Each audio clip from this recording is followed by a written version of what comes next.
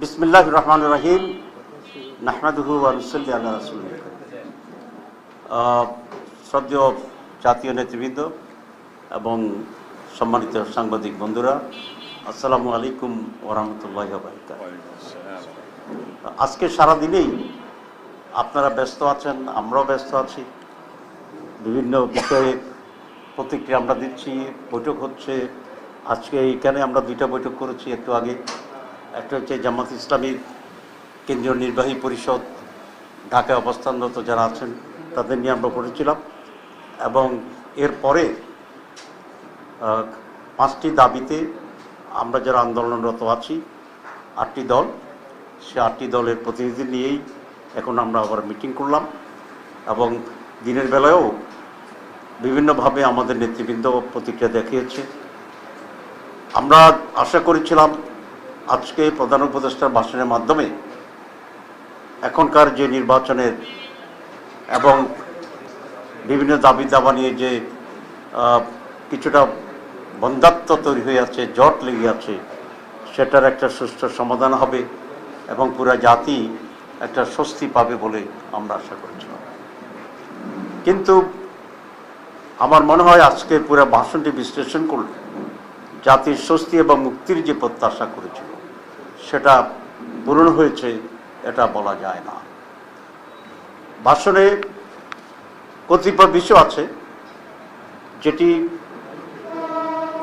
আমরা বিবেচনায় নিতে পারি, আবার কতিপয় বিষয় আছে যেটির কারণে কিছু যে ভালো দিক আছে সেটাও বাস্তবায়নের ক্ষেত্রে প্রশ্নবিদ্ধ হয়ে গিয়েছে। সুতরাং এক কথায় যদি আমরা এটাকে একটি পূর্ণাঙ্গ প্যাকেজ ধরি, তাই সেই প্যাকেজটি খুব ফলপ্রসূ কোনো সুখকর ভবিষ্যৎ দেবে বা স্বস্তি আনবে এটা আমরা মনে করছি না। আপনারা জানেন যে দীর্ঘ সময় ধরে প্রধান উপদেষ্টার প্রতিষ্ঠিত যে রিফর্মস, সংস্কার করবেন, উনি বিচারকে বিচ্ছুরণ করবেন, সুষ্ঠু নির্বাচন দেবেন, 3টি ওয়াদার মাঝে একটি ছিল সংস্কার করা, এবং সে নিয়ে বহুদিন বহু মানুষ বহু দল নানাভাবে সময় দিয়েছে, পরিশ্রম করেছে, আপনার ঘুরে যান এবং আপনার এটা সাক্ষী, আপনারা সবসময় মিটিংগুলোতে ছিলেন। সব মিলেই ঐক্যমত্য কমিশন একটি প্রস্তাবনা পেশ করেছিল এবং সংস্কারের একটা প্যাকেজ তারা দিয়েছিল, এবং সেখানে বিএনপি সহ আমরা প্রায় সকল দলই সিগনেচার করেছিলাম। এনসিপি সিগনেচার করেনি, কিন্তু তারাও সরকারের সাথে ভালো আলোচনা করছে এবং তারা বলেছে প্রতিভা বিষয় পরিষ্কার হলে তারাও সিগনেচার করবে। কিন্তু আমরা হঠাৎ দেখলাম বিএনপির পক্ষ থেকে সংস্কার ইস্যুতে নানামুখী কথা বলা শুরু করেছিল, অথচ তারা পুরো প্রক্রিয়াতেই খুবই সক্রিয় ছিলেন। আমরা অত্যন্ত আশাবাদী ছিলাম যে আমরা একটা সুষ্ঠু সংস্কার পাব এবং তার ভিত্তিতে একটি সুষ্ঠু নির্বাচন হবে। এবং তারা এক একজন এক এক ধরনের কথা বললেন। কেউ বললেন সংস্কার কমিশন প্রতারণা করেছে, তারা কেউ বললেন যে আমরা জুলাই সনদ চাই, তবে এর যে গণভোট এটা আমরা একসাথে চাই। আবার কেউ কেউ তাদের নেতারা বললেন গণভোট সংস্কার কোনো প্রয়োজনই নেই। আবার কেউ কেউ বললেন যে বিএনপির 31 দফাই সবচেয়ে বড় দফা। আবার কেউ বললেন যে সংস্কারের বাপ হচ্ছে বিএনপি। তো এই তো নানামুখী কথার ভিতরে সংস্কার ইস্যুটা মানুষের কাছে এক ধরনের অস্পষ্ট কোনো একটা বিষয়ে রূপান্তরিত। এবং আমরা সবসময় বলে আসছি সংস্কারের সাথে নির্বাচনের সম্পর্ক আছে এই কারণেই যে কতিপয় সংস্কারের ব্যাপার আমরা একমত হয়েছি যেগুলা আইনি ভিত্তি পাওয়ার পরে আগামী নির্বাচনের একটি ইস্যু হবে। যেমন আমরা পিআর সিস্টেমে নির্বাচন চেয়েছিলাম।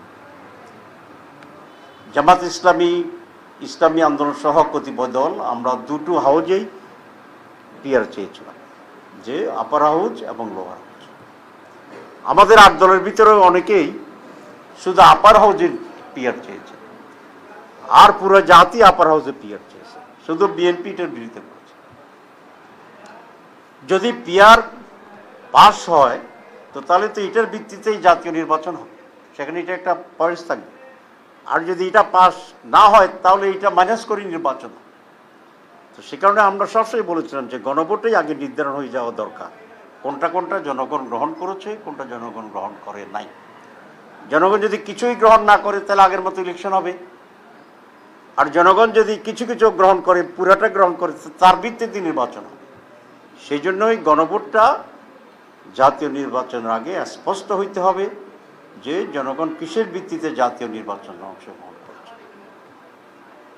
এটা এত স্পষ্ট। আজকে প্রধান উপদেষ্টা দুটো ঠুনকো যুক্তি দিয়ে বলেছেন যে না, এটা একটা হচ্ছে কিছুটা সাশ্রয় হবে। হ্যাঁ, সাশ্রয় কিছু হবে, কিন্তু জাতির প্রয়োজনে, রাষ্ট্রের প্রয়োজনেই তো বাজেট খরচ হয়, বাজেট হয়।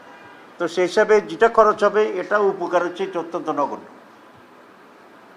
আর দুই, জাতীয় নির্বাচনে যদি একসাথে গণভোট হয়, তাই গণভোটে যেগুলো মানুষ হাঁ করবে সেগুলো বাস্তবায়নের তো জটিলতা তৈরি হবে, যেগুলোর উপর ইলেকশন হবে। আমি এক জায়গায় বলেছিলাম যে কনসেপ্ট করার আগে সন্তানের নাম রাখা এটা কখনোই বুদ্ধিমানের কাজ না। তিনেরই কেস আমরা আজকে বিশ্বের সাথে দেখলাম যে প্রধান উপদেষ্টা সনদ জারি করেছেন, এটা আমি মনে করি উনি সঠিক করেছেন। এটা আরও আগে করা দরকার ছিল, জমা দেওয়ার সাথে সাথে করলে আরও সময় ক্ষেপণ কম হতো। তারপর উনি করেছেন, সেই জন্য ওনাকে আমরা সনদ জারির জন্য ধন্যবাদ জানাই। কিন্তু সনদের কার্যকারিতার জন্য জাতীয় নির্বাচনের আগে যে গণভোট অপরিহার্য, এখানে উনি আবার বিভ্রান্ত তৈরি করেছেন এই কথা বলে যে গণভোট আর জাতীয় নির্বাচন একসাথে হবে। এটা আমরা নিন্দা জানাচ্ছি এবং আমরা আহ্বান জানাই যে একটু প্রত্যাহার করবেন। এবং কেন করবেন, আরও আমাদের অনেক কিছু প্রতিক্রিয়া আছে, আমরা বিশ্লেষণ করেছি, আমরা রাতে আবারও করব, আমরা সকলে মিলে কথা বলেছি। এই সব বিষয়ে আমরা আগামীকাল 10:30টায় 8 দলের পক্ষ থেকে বিস্তারিতভাবে সাংবাদিক সম্মেলন করব। 10:30টায় 10:30টায় কেন করলাম, আগামীকাল জুমার দিন, তো সেই কারণে আমরা 10:30টায় করেছি। আপনারা মেহরবানি করে সকলেই যথাসময়ে আসবেন। এটা আমাদের আল ফালা অফিস যেটা আছে সেখানেই হবে ইনশাল্লাহ, এবং 8 দলীয় নেতৃবৃন্দ উপস্থিত থাকবেন, সেখানেই আরও বিস্তারিত বলবো। আজকে একটুখানি বললাম যাতে আরও কি কি বলবো এই আকর্ষণটা আপনাদের বাড়ে, বাকিটা থাকলাম। অ্যাডভার্টাইজমেন্ট যেরকম আছে। দুই আগামীকালকে আমাদের আগের আন্দোলনে একটা কর্মসূচি ছিল, সেই কর্মসূচিটা ঢাকায় যেহেতু নতুন পরিস্থিতিতে আমরা সংবাদ সম্মেলন করছি, ঢাকার কর্মসূচিটা সাংবাদিক সম্মেলনের মাধ্যমেই এটা পুনঃস্থাপন হবে। আর সারা দেশে যেটা হওয়ার কথা ছিল বিক্ষোভ সমাবেশ একই দাবিতে, সেটা অব্যাহত থাকবে। আপনাদের সবাইকে ধন্যবাদ।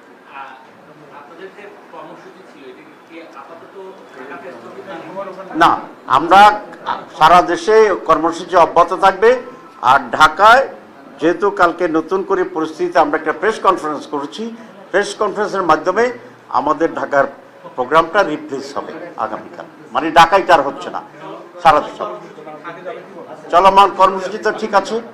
আর 16 তারিখে আমাদের শীর্ষ নেতৃবৃন্দের বৈঠক হবে, যেটা আমরা আগে বলেছিলাম। সেই শীর্ষ নেতৃবৃন্দের বৈঠকে পরবর্তী কর্মসূচি এবং পরিস্থিতি বিশ্লেষণ করে একটা সিদ্ধান্ত গ্রহণ করা হবে। ধন্যবাদ। আগের যেভাবে ঘোষণা ছিল 8 দলের পক্ষে সেভাবেই হবে। জি, থ্যাংক ইউ।